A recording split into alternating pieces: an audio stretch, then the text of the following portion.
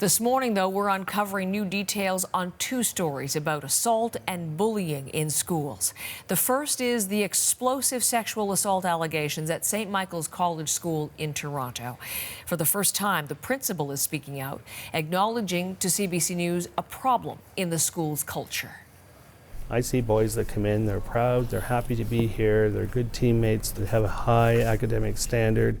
Our problem is, what are we not seeing? We have to do better. There is a problem.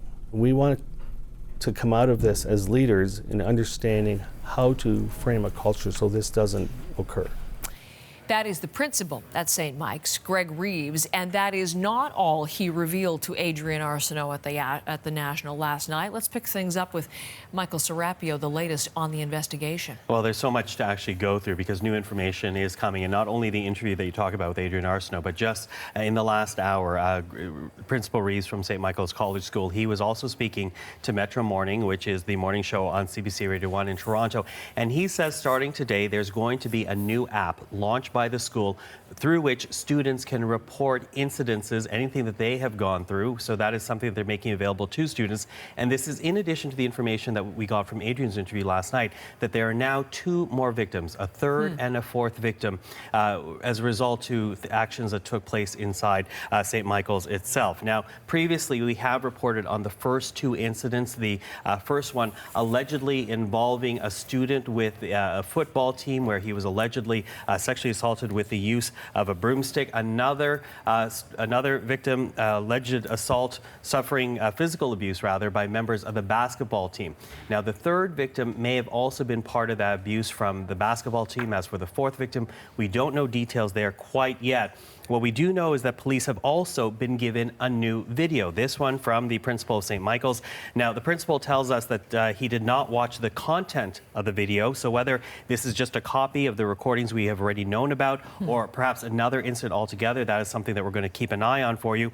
We do know as well that the principal has now been in contact with the families of all the victims. And to that, take a listen to what Greg Reeves is saying about how those students are right now doing. 3 of the 4 victims are doing well, and there is no, I've talked with the parents and they are absolutely attending school here, which tells me something. One of the victims is not doing well, and his parents are very upset, and they have to work through this, and we have to work through it with them. But immediately I suggested they get counseling, whatever they need, we will take care of it. So 2 new victims makes it a total of 4 now. 1 new video, 3 now that we're talking about, and just today they're launching an app for students to report any abuse. Also important because while there have been students who've been expelled, Heather, no one has been criminally charged quite yet.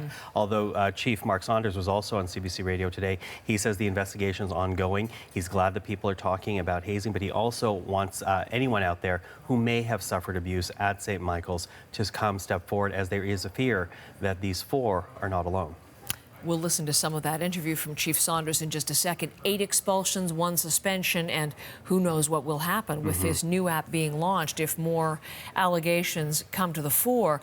The other thing the school is launching is a third-party investigation, an external review to really help them understand what's going on as part of school culture. Absolutely. And part of this, though, there's still a lot of questions about this external review. It was announced last night, and essentially what St. Michael's College School is saying is that they're going to put together a committee of people. Who this committee will be made of, the type of scrutiny they'll apply to the issue, still up in the air. But what is clear is the intent here. St. Michael's wants to get to the bottom of what is happening here. They make the argument that the behavior and the culture that they're seeing as a result of these allegations is not in line with the values that they are trying to teach their students. Take a listen one more time to the principal of St. Michael's College School. They're going to be charged with making the invisible visible to us, so we can understand and move forward and take corrective action. So working with the police and working with our external committee, we need to find out, and we want to come out of this as leaders in understanding how to frame a culture so this doesn't occur. So some important timelines here. They hope to strike the committee by the beginning of December, so just a couple weeks from now. They want a report by the spring. They are already committing to implementing any recommendations from this committee by the next academic school year, so 2019-2020. Okay, Michael, thank you very much. We'll stand by for any new developments on the areas that Michael raised. And again, coming back to that interview, Toronto Police Chief Mark Saunders this morning on Metro Morning on CBC Radio 1, talking about police being well into their investigation, but also flagging there is a bigger, broader, more societal conversation worth having over this.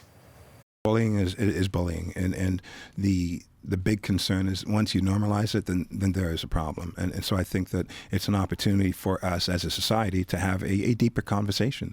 And for those people who were victimized or feel like they're victimized, to have a forum and a place in which they can have a conversation.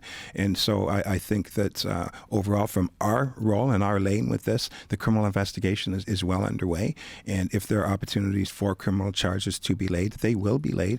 But at the end of the day, when it comes to the bullying piece or the fact that people may normalize being victims, I think there's a bigger social discussion that needs to be had to understand that nobody should be put in a situation where they feel embarrassed or demoralized in any type of setting.